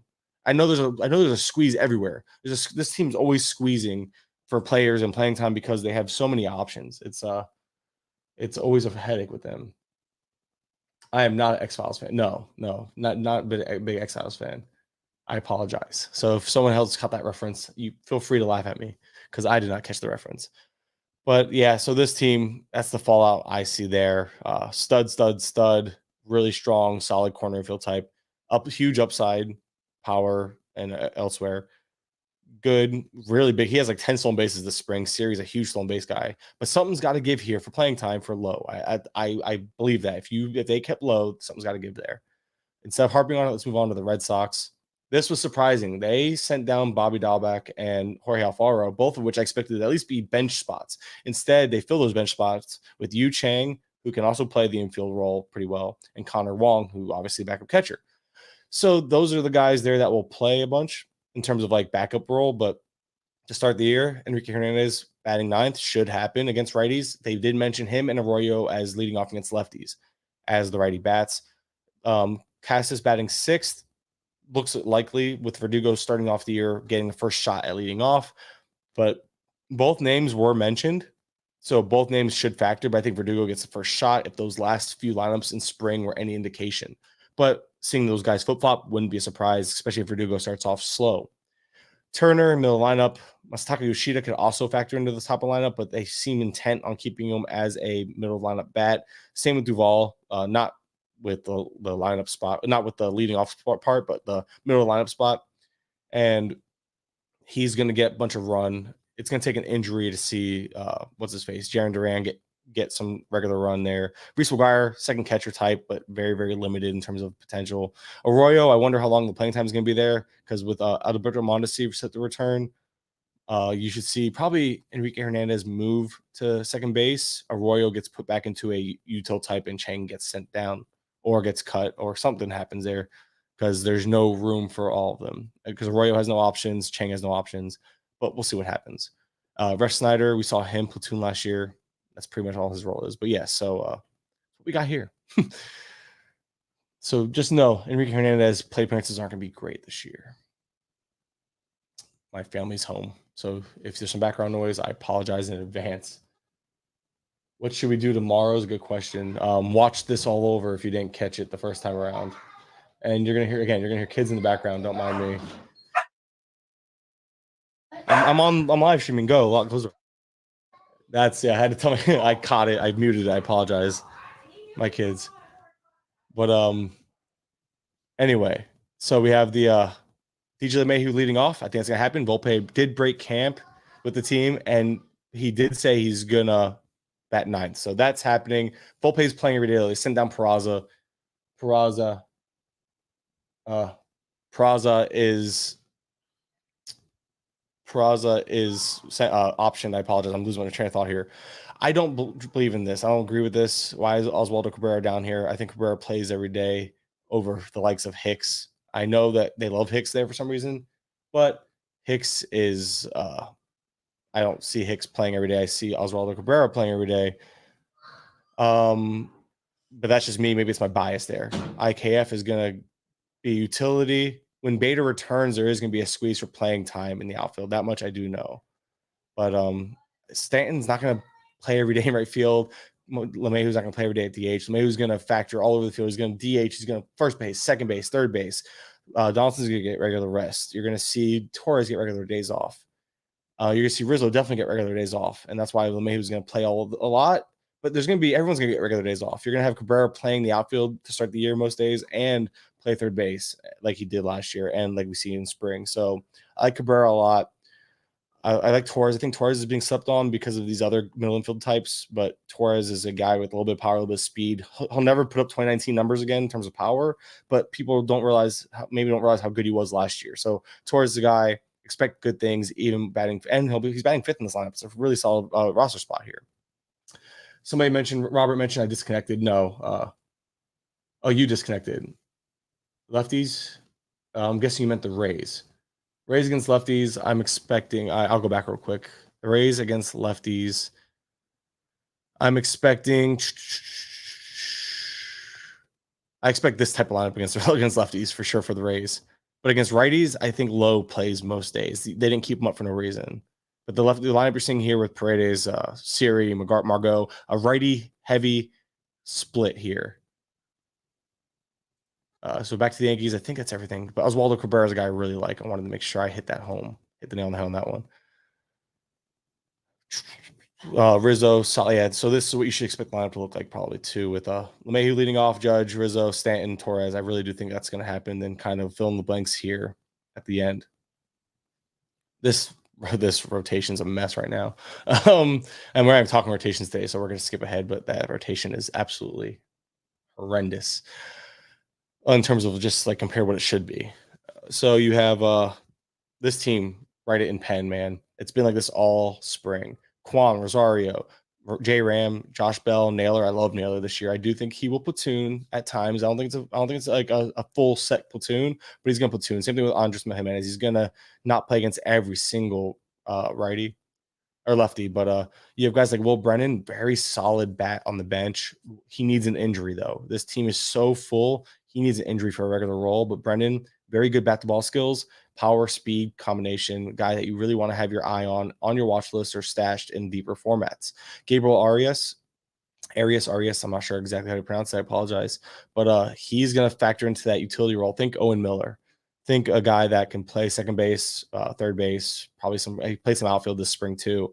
I think he's a good guy for DCs. So like if you have him late in draft champions leagues, which are draft and hold leagues where there's 750 players drafted, he's a perfect guy to have there because he's going to play, but sporadically. And an injury, he's kind of like if J Ram goes down again, he's that guy that's going to fill in for J Ram, I think. So keep that and you meant Red Sox. Okay, even better. So let's go back to the Red Sox real quick. Sorry. So we're going to talk about Red Sox against lefties before we move on here to the I think we're before we move back to the Central. So against lefties, Enrique Hernandez and Arroyo will lead off. I mentioned. Sorry, I have to look at the roster now because I'm just kind of running on fumes at this as we get through these teams. So the Royals, Bobby Witt, Melendez, 1-2. We've seen it all spring. That should continue. Sal Perez, Vinny P, top 4 for sure. Dozier probably the 5 spot. Now this is where it gets interesting because against lefties, Jackie Bradley Jr. and Franmil Reyes made the team. They value defense apparently in the outfield. From what I've talked to some of those few Royals fans that exist, Jackie Bradley Jr. will play the field. But Franmil Reyes will at least be a strong weak side platoon bat. He had a pretty decent spring, but it's still Franmil Reyes. He is 27 years old, big power upside, about a year or so removed from a good year. So to say he's completely toast could be a little premature, but at the end of the day, he is nothing more than an AL only type of name. But Franmil Reyes, if he has a strong start or gets some playing time that we don't maybe foresee happening, could be an interesting spec for power. Jackie Bradley Jr. is not good. Nicky Lopez is not good for fantasy purposes. These guys will factor in as defensive replacements and help on defense and be just some depth. Matt Duffy, the fact that he's going to platoon, I mean, I wouldn't put anything past this team, but it's a terrible, terrible idea. Michael Massey's interesting. A little bit of pop, a little bit of speed. He flashed it as well when he came up last year. So I think he could be a solid little middle infield option. He's been going late in drafts as a middle infielder. I think there is some upside there. Edward Olivares is finally freed because it's always been like a free Edward Olivares, and he's learned his way to and from AAA and back quite a bit. He learned that route, I should say. So hopefully we see the best of him. Kyle Isbell defensively, they're going to give him a shot to play at center field, and they're going to give him every chance to run with it. But Drew Waters will return from his oblique, and then I think Drew Waters gets that spot back. So Isbell could be a short-term thing, or it could turn into Olivares, Isbell, platoon. This team beyond the top 5 will mix and match these. I think Massey will play more times than not, though. So I think Massey's rather safe. Eaton, speed first type of guy, kind of a one category type. He can give you some batting average, but it's really speed or bust with Eaton. Okay, just make sure I didn't miss any questions. Let's move on to where we at. Oh, up here. The Tigers. The Tigers, Nick Matone leading off. I can honestly see that. They've been showing us Carpenter leading off. They've been showing us Vierling leading off, but Matone's been getting the most leadoff run, and he should gain third base eligibility, which is very helpful. He's having a good spring, a little bit of power, a little bit of speed. He could go 10-10 type of thing. And where you're getting him, or he's not even going drafting in most places, he could have some little sneaky fantasy appeal in a pinch, especially in deeper formats. Torkelson has my attention, mostly because he had a mental health coach he hired this offseason. He's been hitting the cover off the ball. Let's see if that can finally convert into production at the big league level. He's still only 23 years old. Miguel Cabrera probably will play more than we hope because guys like Vierling I rather see, guys like Carpenter I rather see. But if this holds true, which probably does, Carpenter, Vierling, I think Vierling enters the year as a weak side platoon bat for one of these guys. But he's having a good spring too, and he could factor in as a regular more sooner than later.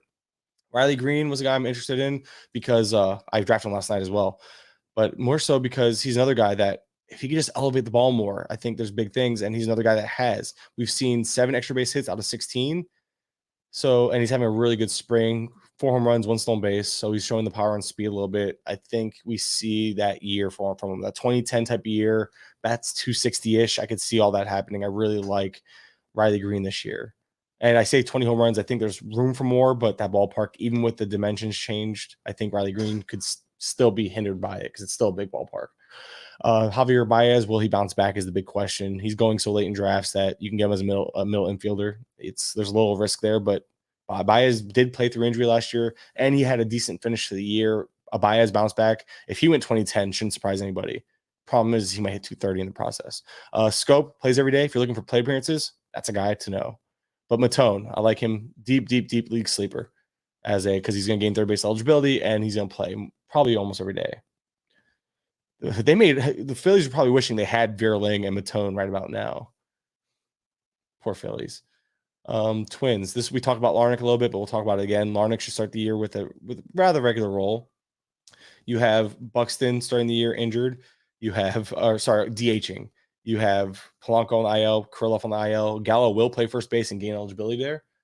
Let me pull up the Twins. Let's share this tab and pull up the Twins lineups. Because I know he's been hitting towards the top of the lineup, but I think it's going to move around. Versus lefties, he obviously won't hit at the top, but he could. Like, leading off is not out of the question. Look, you've seen Gallo leading off a lot this spring, and he led off recently there. Let me open this up a little bit. And this was with look at this lineup. This was a full lineup against a righty, and he was leading off. So seeing him lead off with semi-full lineups, especially with that lineup, that very last lineup that we saw here in spring, Gallo leading off isn't out of the realm of possibility against righties. Against lefties, he probably sits. But then you're like, for who? They don't really have outfield depth. Willie Castro, like, they don't have the outfield depth right now to platoon these guys. So to start the year, I think Gallo would be the guy. Oh, I say, look at it like you see this. Let's share this time. So I'm saying, like, the outfield depth is lacking. Willie Castro is their only outfielder projected to be on their bench. So Nick Gordon can play the outfield, but he's a lefty as well. So Gallo might have early run, but I think if anybody platoons, it is Gallo, not Gordon and not Kepler. I think Kepler has a regular role. Could see Larnach also platoon. But Michael A. Taylor early in the year has a role. He's not flashy, but a little bit of power, a little bit of speed. Nick Gordon's my favorite. He should play as much as he can handle. And last year he played, I think, 6 or 7 positions. So Gordon's going to play almost full-time at bats anyway, regardless if he has second base to call home or not. So Nick Gordon's one of my favorites this year. And just this whole time I've had this thing up. That's funny. I've had that up the whole time. Good thing it hasn't blocked anything.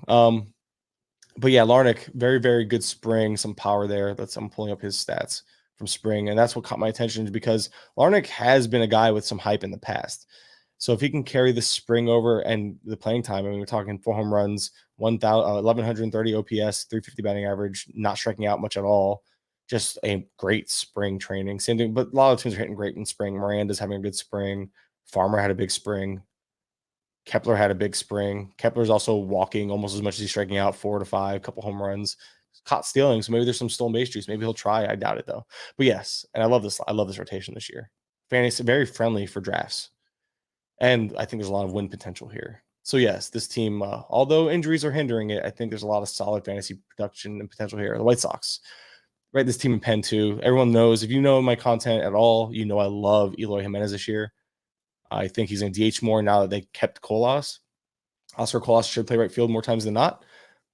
And that should keep, I mean, Jimenez is going to play the field, but just not as much as maybe we thought, because of the whole, I want to play more outfield. And then he suffered a freaking calf cramp while playing the outfield. Like, no thanks. I don't know if I'm not doing it. I'm like, but thank goodness, I think this is going to be the lineup. They mentioned Benintendi batting third. They like him there. Luis Robert. Sorry, Robert is how you pronounce it. Luis Robert is how you pronounce it, I believe. Tim Anderson, like, yeah, this should be what we expect. Yohan Moncada, I mean, he's going to bat 5th or 6th in this lineup. It is what it is. I think that's a very solid spot. Vaughn comes into the year for the first time with a set role, knowing his position, getting a chance to be comfortable, and playing a good first base. I think Vaughn's going to have that breakout year. He's just going to fall into place. He was a bat first prospect, and now he's not learning a new position. He's not being toyed with from La Russa. I think Vaughn gets everyday run and really takes off this year. And then Elvis Andrus, he's going to gain second base eligibility. Know that. A little bit of power, a little bit of speed. And if you remember, crazy hot finish to finish the year last year. So a good bet to have as a middle infielder entering the year, and again gains eligibility. With King Gallo hitting leadoff, unfortunately, Agent Muldar, if I'm probably saying it wrong, unfortunately, Fox, I think so, but it's because of the on base skills. And obviously, you can whiff as much as you want, but he walks a ton, hits for power, and the shift band might help him hit 210 instead of 200. In terms of depth, Sheets probably comes the first guy up in terms of like playing the outfield, first base. Grandal this offseason was actually very interesting. He took on a new conditioning approach to actually get into shape and play. So we'll see if and help him stay healthy. So we'll see if that happens. Had a really strong spring last night. Drafted him last night as well. So I am buying into that a little bit. Plus, I mean, a lot of power upside there. He still has it. Just because he's old doesn't mean he doesn't have the power. Let's go Angels. Home stretch here. 5 more teams. And this is another team that's kind of just easy to do. What you see is what you got. I am curious to see how they treat Jake Lamb and Rengifo. I think Rengifo is a weak side platoon. They even started Lamb over him yesterday with the news of and Walsh is a short time. I think it's a migraine thing, so I think he's a short time injury thing. Ohapi is going to start. It's going to be on him to keep it because here's the thing: you have Matt Thaiss, no options. You have him with 3. So when Stassi, I think it's Stassi, when Max Stassi returns, he's going to demand a spot. He's going to still factor in as a catcher, even if it's a second catcher. Ohapi's the only one here with options. So it might be a short-term look for Ohapi, but we'll see. So just keep that in mind when you're drafting him or rostering him. Jake Lamb, to start the year, I believe he made the team, actually. It was with a report yesterday. So he could start off with a strong side platoon, power, AL only, but very little, very, very little interest there. But yeah, Rengifo, terrible against righties last year. Was a bench bat for a reason. Got an opportunity. Crushes lefties, so we'll see him against lefties. Had like over 800 OPS against them, but like a sub 7, like a 650 OPS or less against righties. Rengifo's being drafted as a starter most places. I wouldn't be looking to do that. I don't believe in it. But the rest of his lineup is as expected. Ward leading off, Renfroe batting 5th, Rendon, as long as he's healthy, will clean up. This was the surprise. I didn't think Urshela would be starting at shortstop. But I'm not. I guess it's because I don't know if David Fletcher's going to be healthy. But yes, so Urshela gains an everyday role, which is nice. And they don't really have a better bat there anyway. So it's a matter of how the defense holds up there. But ultimately, Urshela has some AL only appeal, some in a pinch in a very like early leagues that you drafted. If you drafted him, you know he's going to play, which is nice. And everyone loves Detmers. I have nothing to say about him right now. I mean, it is what it is. He's a good pitcher. I mean, I think he's gonna break out. But yeah, we're not talking pitchers. We're going through the lineup here. Pena, Tucker, Bregman, Jordan, Abreu. I wish this would be the case. Something tells me Dusty's gonna dusty this and move Tucker down, Pena down, and randomly insert some person here at second base. I don't know if Hensley has the second base job. If you look at the lineups, I don't know if they had any today, but we're gonna look at the lineups together. I'm gonna look at today's lineups real quick, see if they even played today. Doesn't look like it. So let's pull up the latest lineups for Houston and talk about this because this caught my attention last night when I was reading my article, which you can check out on The Athletic, which has all this in written form, basically. But let's share this tab. So if you look up Dubon, look where he's been playing to finish off the year. Second base with a main. And look, Tucker can't freaking bat second even in the lineup. It doesn't count. Tucker, that is just frustrating. Look, this lineup. This is the one that caught my attention. Jordan batting second. This one. So I wouldn't be surprised if we saw Tucker batting 5th because Dusty does not like to bat at the top of the lineup. I don't know what it is, and I'm basing it off of track record. I believe last year, even with all the injuries, Tucker still batted 5th like 84 times or something, some big number like that. So he likes Tucker in that 5-6 spot. He batted there last year, even with the injuries piling up. I think a total like 118 of his starts, 120 of his starts, something like that. So batting 5th for Tucker isn't out of the expectations, but also Tucker likes Dubon. He just does.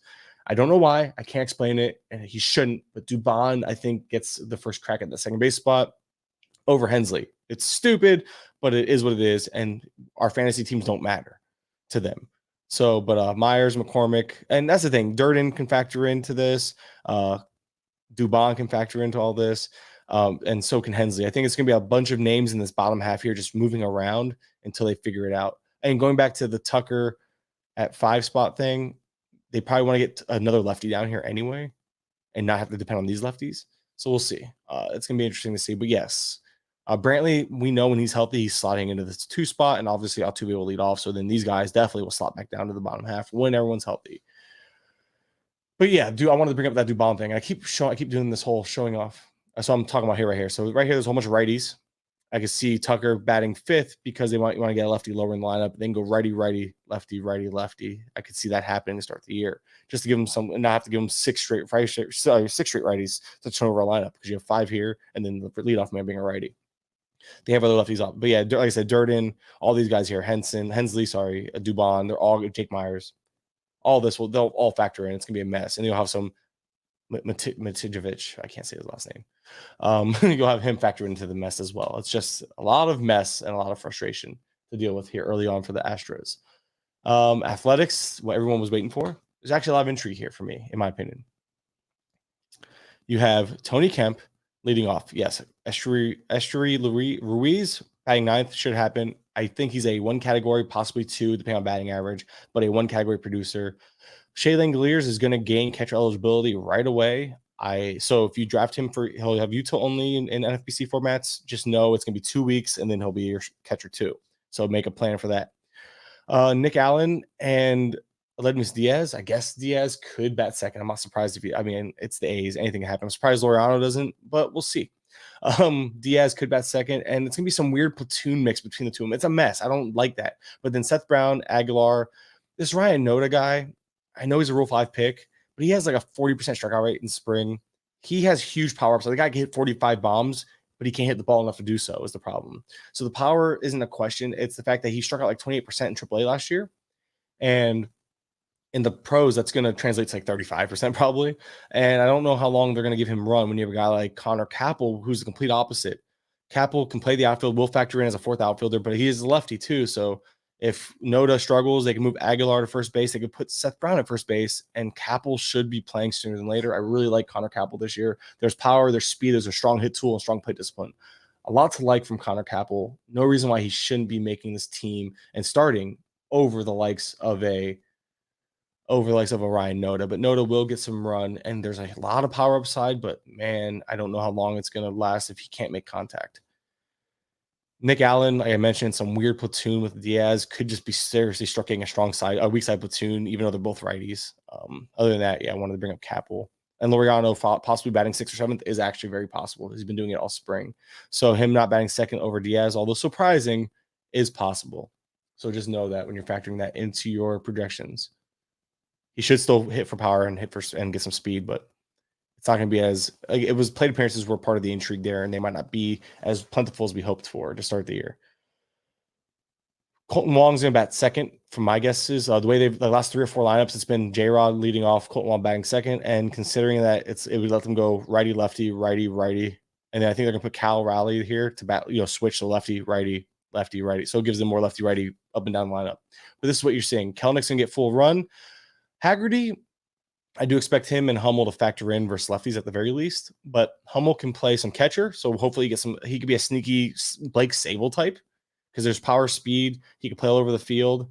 Cooper Hummel is a poor man's Blake Sable. So if you're interested, I have a few shares. If you're interested in Hummel, that's going to be intriguing. Haggerty, Crawford's dealing with injury, but Haggerty played some shortstop, second base. I think first base this spring. Third, I don't know if he played third base this spring, but he played outfield. My point is Haggerty's getting the full Dylan Moore treatment. What that means is Haggerty, as long as Dylan Moore's out, could play enough between weak side platoon, rest days, etc., to gain eligibility elsewhere. There's some speed there, some power, some interesting skill set if the playing time is there. I don't think it's going to be there right away, but it could be there if there's an injury or if any injuries linger. So Haggerty's a name I have circled, and Hummel as well, because again, if Hummel can gain that catcher eligibility, that's huge. And then, but yeah, so that's going to be the lineup there. Nothing really, it's kind of cut and dry. Asia Pollock's going to bat towards the bottom of the lineup and have some playing time there. And the Rangers are another team, very, very, you know what you're getting. Robbie Grossman's being slept on. I know he's not great, but he's going to play every day. There's a little, power, speed. We know he has a little bit of both. And bottom of the lineup, they're going to have to manufacture runs. He will be running. Bubba Thompson is a short-term stolen base guy, because as soon as Leody Tavares is ready to come back, that's Tavares' spot, in my opinion. You have really good bench options in Josh Smith and Ezekiel Duran, both of which will factor for rest days, platoons, etc. I don't think Brad Miller is going to DH regularly. I think what they started doing was kind of everyone. I think Garver's going to get more DH at bats, even against righties. and then Garver's going to gain catcher eligibility because he has been catching in spring, showing he's healthy. I think it's Heim's job. I think Heim is the catcher. I think Garver's going to be the second catcher, get eligibility. And look, they don't have another option. So he's going to be the second catcher. He's going to gain eligibility. And that alone warrants reason to roster him as a second catcher. But in one catcher leagues, I don't think he's going to be good enough to be a top 12, top 10 guy. So I would just keep him on the watch list and go from there. Grossman will play. I really like Josh Young. I'm a real big fan of his. I think there's some fun power upside there.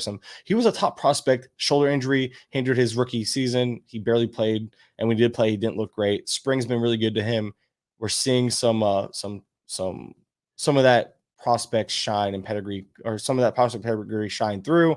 I do think Josh Young could be a sneaky sleeper that people move on fast from prospects. You know what I mean? Oh, and real quick, talking about Kelenic, it is what it is. The tools are flashy. He's having a huge spring. Nobody's arguing the big spring. It's the fact that the power and speed isn't the question. The strikeouts are. He wasn't striking out a bunch this spring, but he never struck out a lot against minor league pitching. So early on, we're looking at the strikeout rate for Kelenic, but hopefully the strong spring can carry itself over into the regular season there. And now time to talk about my main event drafts. Let's pull those up. So we talked about all 30 teams. I am tired, but we're going to talk about my main event because I promised this. So it's a long episode, but it's going to be a fun one. So I guess we're going to have to I don't know which one. I can't share the whole screen. Oh, this is annoying. Okay, so we're going to share this tab. So this is my team. I was trying to think of how to do this because I have both pulled up we'll do round by round and overall team at the end. So we'll share this tab. So this is my round. So I picked second, right? I wanted to give it in a way that wasn't just colors. I want to be able to go back and forth from team context and stuff. So I picked second. I took Acuna when he fell, easy power speed all the way around. Like that was like, I think he's going to be an MVP finalist this year. In the main events, pitching gets pushed up. And for those who don't know what a main event is, it's a big league 15-teamer. You're 5x5 Roto. There is free agency via Fab, but there are no trades. So you draft your team. You try to build the most complete team. Obviously, there's an overall aspect as well. I say obviously as if those listening expect I know this, but ultimately that's the deal here. So I tried building the most complete and overall team here.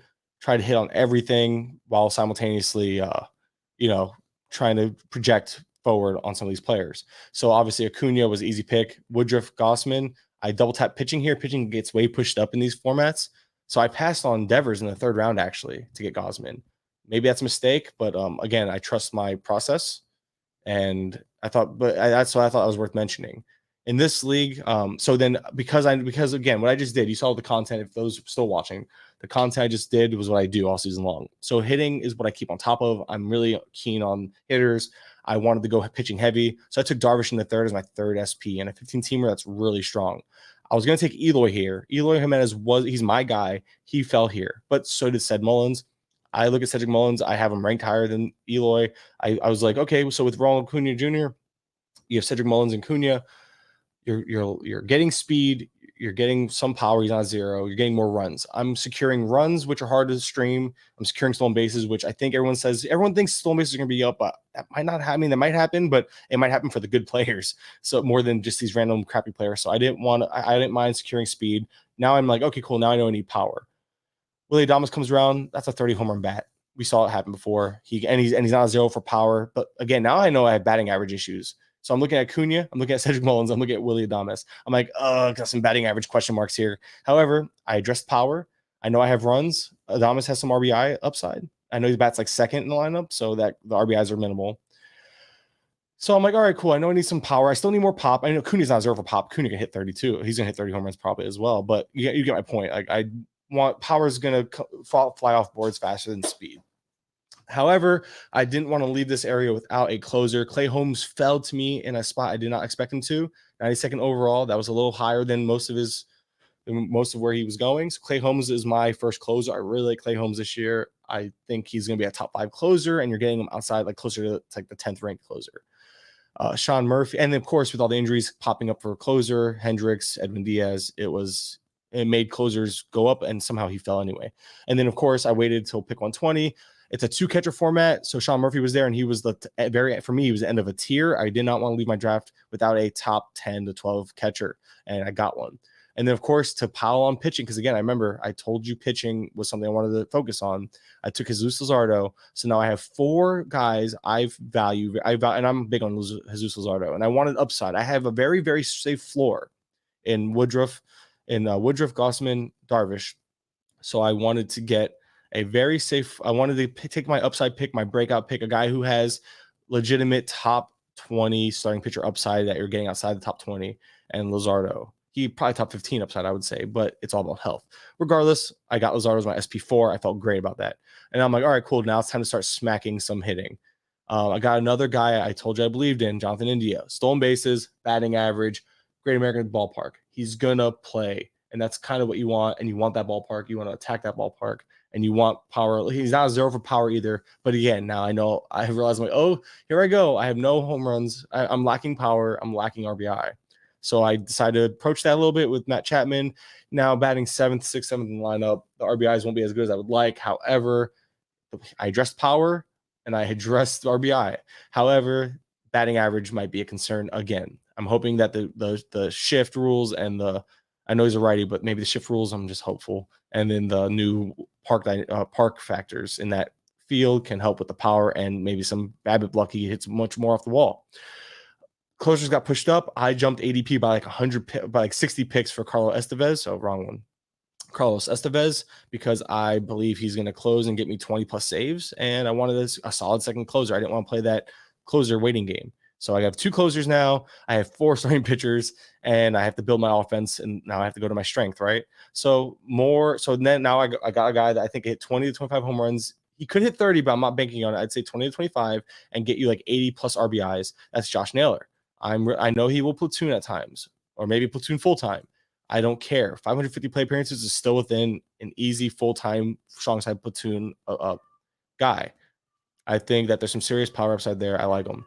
Laureano, not a huge Laureano guy, but I liked where he was going, and more power, more speed. He should be decent batting average. It's the RBIs that are going to be lackluster. So I think one thing I realized real quick here is I'm going to struggle with RBI, and that's going to be frustrating to try. It's hard to make that up. So RBIs are going to be a pain. I'm going to have to try to find a middle of the lineup guy. Josh Young, if he's batting 5th like I expect him to, that can help me make it up. Lourdes Gurriel Jr. also wanted some batting average help here. So batting average help, and he's batting 3rd. So there goes, again, I'm gaining some RBI help here. Lourdes Gurriel batting 3rd all year. If he stays healthy, that's probably 80 plus RBIs as well. Josh Young batting 5th in a good Texas lineup, at least the top half. Could be another 80 plus RBIs. So I'm not exactly, it's not weak. I'm not strong there. Nick Gordon batting towards the bottom of the lineup, more power, a little pop, a little bit of speed, but he's just going to be whatever. Oswaldo Cabrera, same idea, a little power, a little speed, batting towards the bottom 3rd lineup, but it's Yankee Stadium. So Will Benson, power, speed as well. See, now we're in the reserve rounds. Sonny Gray was my SP5. I really like that. Upside, a lot of upside there. We know the health is a question, but it shouldn't be worried about where he's going, because where he's going, I like taking a shot there. Justin Steele, another guy I like, and Pepio, another guy I like. I wanted to stream pitchers off my bench. I went into the idea of like, I'm gonna stream pitchers off my bench, so I don't have to play stream, because again, pitching is my weakness. I wanted to address my weakness, and that's why I went with what I went with there with the bench. But then before Will Benson made the team, I took a shot on him. We're talking about big upside here, power and speed. I really was happy there. Brad Boxberger was just this. I'm to not take a 0 week 1 in pitching, because week 1 for these formats, 4 games, not every starter is going to play. So I really wanted to see, not only will he get, maybe he factors into the closer role. I know Fulmer's the favorite, but you never know. That's all that was. He'll be a drop sooner than later, more than likely. Brian Bayo, another guy. That's my stash. I decided to stash Bayo upside, and I have a week or 2 to play with in terms of having enough pitchers to stream. Kyle Gibson starts against the Red Sox. I don't know if I'm going to go there and try that, but it is an option week 1. And Gibson is having a decent spring and says he feels better than he's felt in a while. I think it was something to do with his mechanics. Max Kepler, my guy, and I expected him to bat 4th. So remember how I mentioned I'm a little weak on power, a little weak on RBI. I think Max Kepler is going to be a starter for me starting week 1 and as a util, and I'm going to try to capitalize on his batting, on his playing time, and where he's hitting the lineup, and hope that the breakout I believe is going to be there. Same with Coop Campusano as my second catcher. I already got rid of JD Davis, he was my Mr. Relevant, second to last pick of the draft. I ended up putting in for a $1 bid on Sal Frelick, which didn't work out because Frelick was then optioned the next day. So, and Matt Brash, another guy just to take not take zeros week 1, but also sneaky to factor into saves. I think Munoz is not going to be the main closer. I think he's going to be more of a multi-inning guy or a high leverage guy. That I think Dipoto himself has said that, which leaves Matt Brash and Sewald. And I think Sewald is the favorite and will get most of the saves, but we also see this team likes to spread them out. I think Brash is also going to factor into the ninth. And because of that, I want Brash, and he's a guy that I will stash beyond 1 week, but he's also a guy that gets 4 games, and I can plug him in over a starter that's questionable to play week 1 or a crappy streamer. So ultimately, I like my team. I think it's very safe. I am scared that the home run RBI combination might be a little on the weak side, but I think I'm underestimating how many home runs I'll get because I keep forgetting that Acuna is going to hit a good amount, Chapman's going to hit a good amount, Naylor's going to hit some. You have if I'm right about Kepler and Gurriel, there's some there, Cabrera. I just think RBIs might be an issue. And that sucks because RBIs are tough to stream. And that's where Eloy would have been perfect here. I really wish I took Eloy there in a sense, but at the same time, oh yeah, Damas is going to hit a good amount too. At the same time, I really value Mullins' skill set. So I probably should have attacked the middle rounds a little better with try to get more. I mean, Murphy's going to bat 4th, so that helps with RBI a little bit. But he's a catcher and he's only playing so many games. At the end of the day, I do like my team. I think it's going to be competitive, and I think I can address offense off the waiver wire enough to make up for some shortcomings in some spots. Oh, and of course, I got Bryce Turang in the reserves, but that's more of a speed guy, batting average guy. Batting 9th, he's not going to help me where I need help from day 1. But it's going to take a little bit of work. And you're always going to be, here's the thing, in a 15-teamer, you're always going to be weak somewhere. And I decided to be weak. I guess without realizing it, RBI might be where I'm weak, but I think I took such an overall approach to it. So it's just I tried to build a quality, like just no real holes type of team. I'm hoping that by doing that, I can fill in the blanks and gain strengths off either like I said, Benson, Turang break out. Like I hope they can. Kepler is the sleeper I expect him to be. Gurriel breaks out like I think he can. I'm banking on one of those guys hitting, and if not, being able to utilize my skill set and understanding rosters to attack hitting off the waiver wire.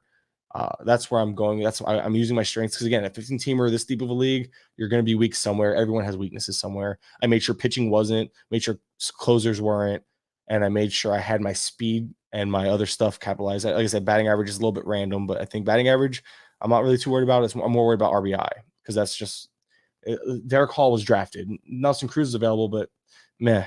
Like I'm not going that route. So it's like you can see, like I'm already kind of like my options are limited. I'm gonna have to wait for a guy to break out or hope that one of my guys hit. So hour and a half. I appreciate those who watched the whole way through. If not, I'm actually uploading this to a podcast. So appreciate you all listening. Appreciate you all watching. The YouTube video will be live in like an hour or so. So for those who want to rewatch it, it'll be there. Appreciate it, and we will talk soon.